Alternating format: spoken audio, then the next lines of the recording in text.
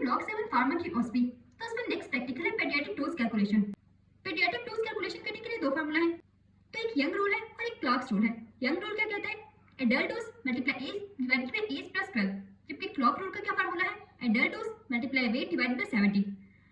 अब अगर हमारे पास एज आएगी तो हम यंग रूल लगाएंगे। अगर हमारे पास सिनेरियो में वेट दिया होगा तो हम क्लॉक्स रूल लगाएंगे। अगर दोनों दिए होंगे तो क्लॉक्स रूल लगाएंगे क्योंकि ये ज्यादा ऑथेंटिक है। क्लॉक्स रूल के दो तरह के फार्मूले हैं, एक केजी के लिए और एक एलबीस यानी पाउंड के लिए। तो केजी के लिए हम डिवाइड करेंगे डिनोमिनेटर में 70 से और जबकि एलबीस के लिए हम डिवाइड करेंगे 150 से। एडल्ट डोज एज और वेट हमें सिनेरियो में दी होगी तो हम इसके कुछ एग्जांपल्स देख लेते हैं। फॉर एग्जांपल यहाँ देखिए, calculate dose of paracetamol of 8 year old child, जबकि एडल्ट डोज कितनी थी 25 तो 500 मिलीग्राम। अब यहाँ पे रेंज दी हुई है तो हमने चार डोज पे रेंज में कैलकुलेट करनी है। पहले 325 पुट करना है और फिर 500 ग्राम पुट करना है। तो यंग्स रूल कितना हो गया? 325 मल्टीप्लाई 8 डिवाइडेड बाय 8 प्लस 12 यानी कि 130 मिलीग्राम। आप खुद भी करके देख सकते हैं।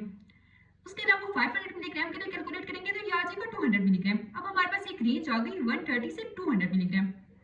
फिर है क्लॉक्स रूल। क्लॉक्स रूल में भी ऐसे ही हमने वैल्यूज पुट करनी है। आज चार वैल्यू 10 किलोग्राम, वेट कितना है 10 किलोग्राम, एडल्ट डोज कितनी है 10 मिलीग्राम।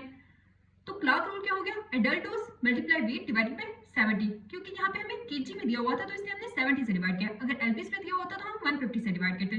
तो ये आ गया 1.42 मिलीग्राम। तो ये थी पीडियाट्रिक डोज कैलकुलेशन।